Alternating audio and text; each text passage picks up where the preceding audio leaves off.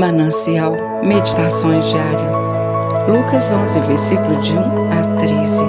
A mensagem de hoje foi escrita por Marisa Vieira, 10 de fevereiro. Vida de oração contagiante. Jesus estava orando em certo lugar e quando terminou, um dos seus discípulos lhe pediu: Senhor, ensine-nos a orar, como também João ensinou os discípulos dele.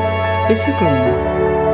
Quando alguém tem uma vida de oração, pessoas próximas testemunham e admiram sua intimidade com Deus.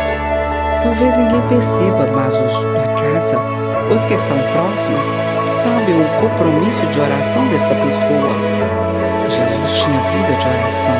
Ele estava sempre recolhendo-se para conversar com o Pai. Jesus costumava orar em lugares isolados, mas sua vida de oração não passou despercebida pelos discípulos.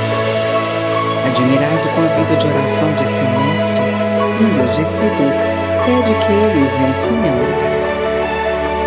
Jesus ensina aos discípulos uma das mais conhecidas orações do mundo, a oração do Pai Nosso.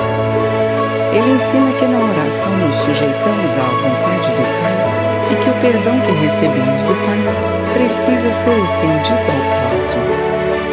Na intimidade do discipulado, os discípulos podiam testemunhar a vida de oração de Jesus de tal forma que queriam aprender a orar como Ele.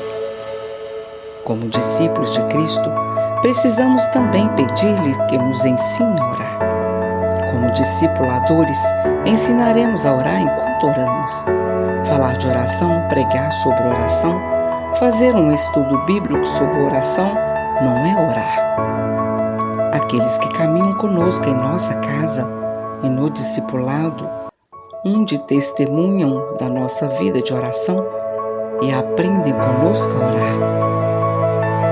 Como discípulos de Jesus, que tenhamos uma vida de oração contagiante, como foi a do nosso Mestre.